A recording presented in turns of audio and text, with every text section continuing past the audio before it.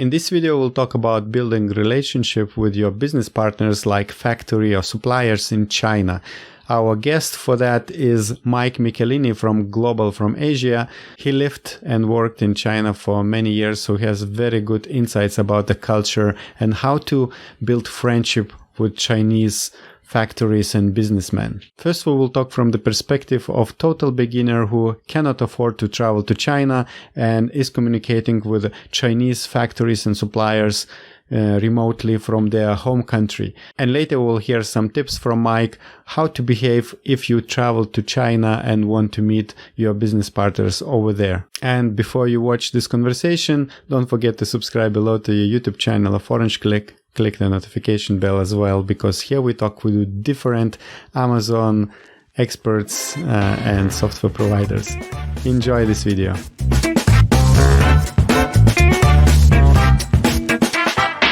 Hello, Mike. Nice to have you here again. And today we'll talk with you about building relationship with Chinese product makers and manufacturers and factories. But before we go on, could you please introduce yourself and tell what you do in Amazon space?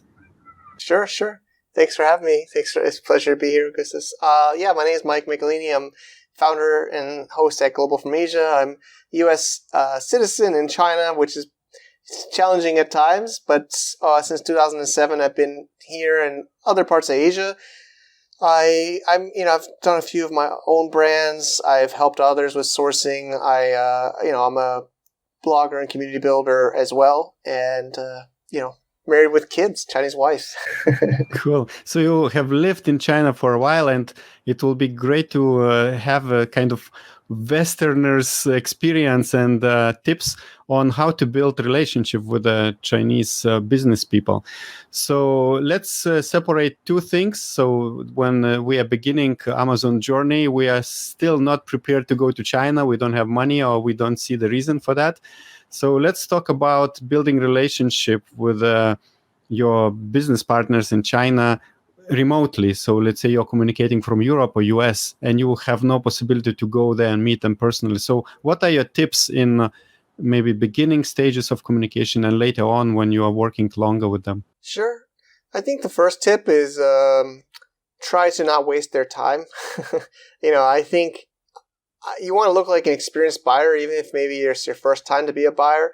So I would say be prepared, knowing what you want, having clear specifications, documenting what you're looking for, and being serious about making an order. So many people, are just tire kicking, just price checking, have good intentions to actually buy a product. And I think they'll appreciate that. And then also assume that they don't speak English, even though you're talking to someone that speaks English, probably is hired to work there as like a sales rep. Assume they don't, and that's why a good, clear specification is very helpful to document out what you want, pictures, arrows, make it very clear. And so you say that the sales rep probably is hired just because they speak better English. It means they are not making any decisions. So what's the better way to kind of approach the negotiation of the price or getting more details about the product possibilities? So usually a price is broken down with three things: the material cost, the labor cost, and the profit margin, or the management fee. They need to make money, right? So it's how So if you know the material of your product, so many buyers, we think that the factory's job to know your product. People think the iPhone is just bought from a factory in China, but the iPhone is designed by Apple, right? The iPhone engineers are in Cupertino, California, and they know every single piece of their product. They're not just messaging China saying, give me the new iPhone 15, They're not just saying, they're designing it. That's their job. So your job as the buyer is to know your product. The big problem people have with bad quality is of course it could be the fault of the factory, but a lot of times it's the fault of the buyer. They don't explain clearly what they're looking for. So, I know many haven't maybe been to a Chinese factory, but the way it usually works, I guess it's probably like this in any factory in the world. downstairs is the manufacturing, right? The first floor, the second floor is where the people are making, and then upstairs is the office. There's like a sales department, an engineering department, if they have it, and the boss. So the boss has the sales people, which I have said is usually a female. Doesn't just because that's how it seems to be. And anyways, they're the ones talking to you. They usually will take your requirements and then ask the boss or ask the engineering department for a quote. So by you having it very well prepared, there's less miscommunication of what they're translating and explaining to the boss.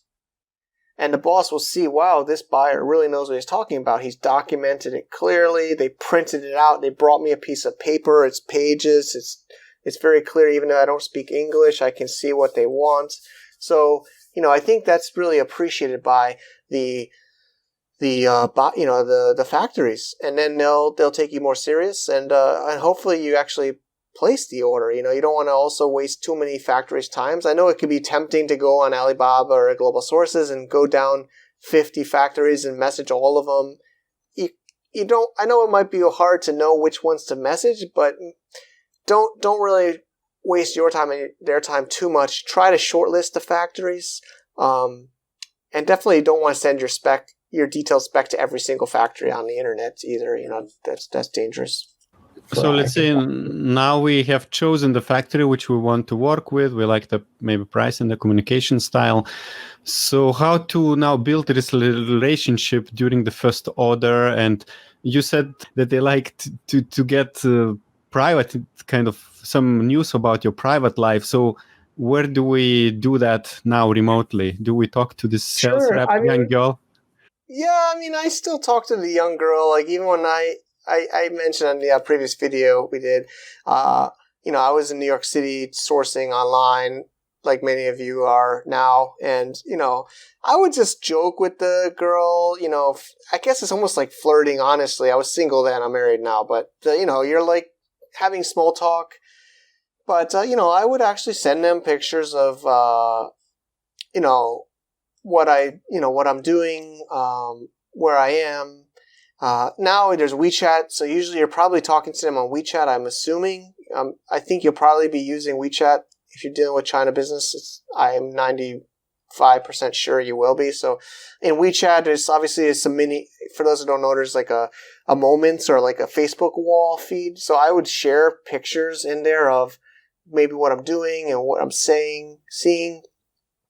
To show you're like a real person, that you have a real conscious, that you're trustworthy, to build, just like people say LinkedIn, you have a profile photo, use a real photo on so many people use their company logo, and they don't use their real name or they use their company name.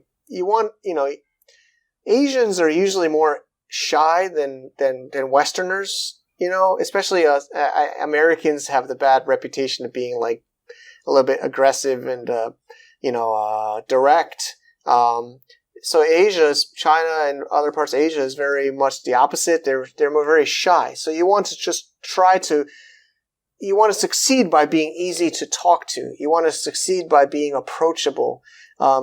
Also, you just want to welcome a problem, a delay. You don't want them to be scared to say there's a delay with your product. You don't want them to lie to you. You want them to be encouraged to say there's a problem with your manufacturing, there's a problem with your delivery. But if you look like some scary American guy that's like going to scream at them and call them names, they're probably just going to like avoid telling you and keep secrets from you. But if you look like you're a kind and approachable and understanding buyer, they'll be more willing to tell you really what's happening with your order. And at some point, do you get kind of direct communication with the higher people, or, well, they don't speak English, so it's difficult? Yeah, so usually you don't meet them until you come to China.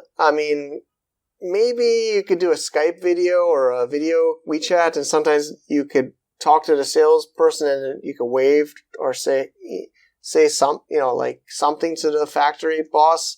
There's more and more factory bosses speaking English, studying English, as the world, develops, and they want to do business with foreigners and, grow in the foreign market. So they are more and more speaking English. And sometimes, honestly, sometimes the factory boss spoken English is much more difficult than written English. So sometimes you could get into like a WeChat group with the factory boss or the engineer. And, I talked about females usually being the sales because I think it's true all around the world. Females are better at foreign languages. I don't want to sound sexist or something, but for whatever reason, I've noticed that. I hope I'm not offending anyone, but usually men don't study languages as much as females in my experience. So usually it'll be the factory boss is a man that never spoke English and is shy to speak English. He also doesn't want to lose face. He doesn't want to embarrass him. He doesn't want to say he can't speak good or speak wrong. So that's why a lot of times they don't want to speak. But sometimes they can type. You can sometimes get in a WeChat group. Sometimes you'll get into a WeChat group with them and the factory boss. And then, hopefully, honestly, it almost seems better when you're married with kids because they talk about their kids and you talk about they talk about their, usually factory bosses are, older and married and have kids and stuff. So that usually makes you look more real. Although I don't want to tell you to get married to do business in China, but all right. So the tip is when you are doing communication remotely to be very friendly and to go a little bit private so that you build some trust and relationship, business relationship. And at some point, maybe when you have very good cooperation with the factory, you decide to travel to China. So can you tell us a little bit how to build relationship, how to behave? I know that the Chinese like to offer alcohol. For example, I'm not drinking alcohol. So what to do in this case? Do you have any tips on behavior while visiting in China? Yeah, I mean, I'm also not a drinker. I used to be a drinker. I don't know. Maybe it's just getting bad hangovers now or whatever. But I've stopped alcohol for like a few years. I will say it's also less social, even with my foreign friends. I don't know. It's harder not to drink, to be honest, and be social. But they will try to offer you. They're trying to do that to make you comfortable, to make you more open. Alcohol does naturally open people up, but I don't think you should be so stressed if you don't drink. But you should go to dinner with them. Usually the way it works is you fly to China. You'll schedule a time to visit the factory. I do recommend to go during trade show seasons because it's just so much more effective because you can see so many factories at the same time and your factory and other factories. So sometimes what I did my first time to China is I came to trade shows and then I went to factories after that I knew already. So normally you go to a factory, they'll show you the store, the sample room. They'll show you around the factory. You'll shake hands with the boss. You'll sit in a meeting room. They'll show you some of their samples. They'll talk about your product. They'll have like a notebook. It depends where you are in the factory sourcing. If you've already been buying them for a while, you probably have a lot to talk about. So you'll talk about how to improve the product, how to improve maybe packaging, which we talked about in another video, how to maybe understand some issues that have happened with communication or logistics or quality.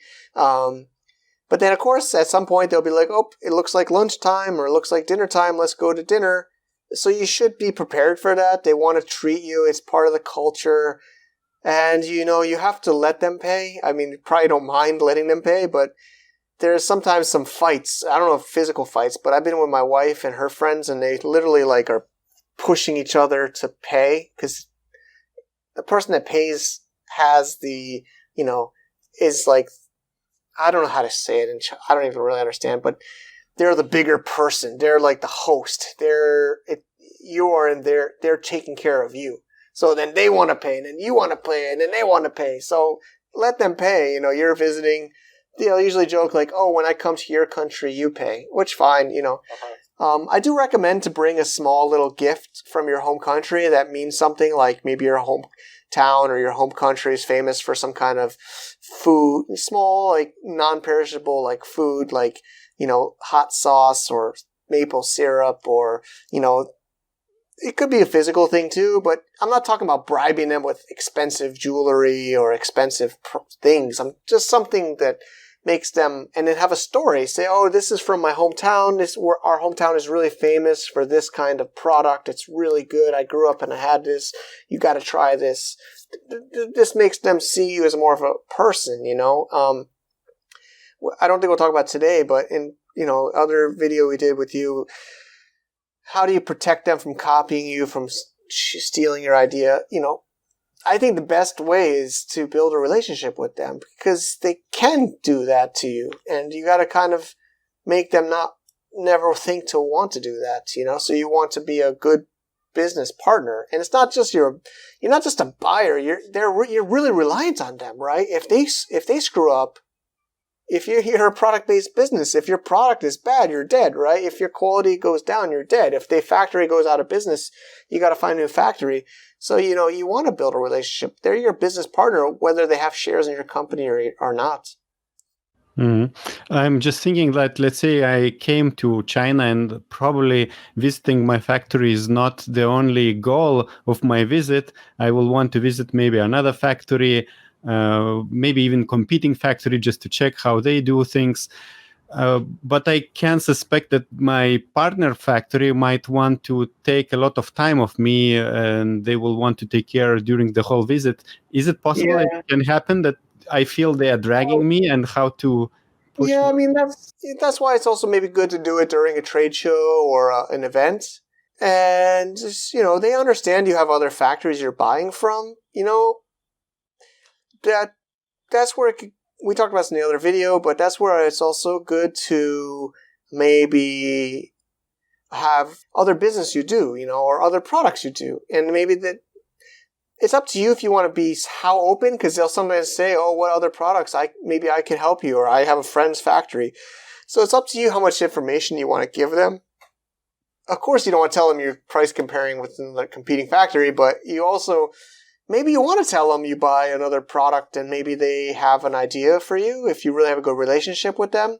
But I think the best tip is to have other events planned and tell them ahead of time before you even come. I have other either trade shows or other meetings. Definitely don't make it seem like you're only going there to see them before you even go on a plane. You want to maybe even give them your agenda, you know. All right. Thank you very much, Mike. It was very interesting to talk about building relationship with Chinese business people. And could you tell us how can people find material which you produce for Amazon sellers, and what? Yeah, I know you have a podcast and a membership site. Sure. So, yeah, the best place, if you guys like what I talk about, I have a weekly podcast at globalfromasia.com. There's also some blogs and like you said, there's a membership if you're really interested to connect with some others in the community and get some of our private courses and members calls. That would be great. Perfect. Thank you very much, Mike, and good luck in your business. Bye-bye. Thank you.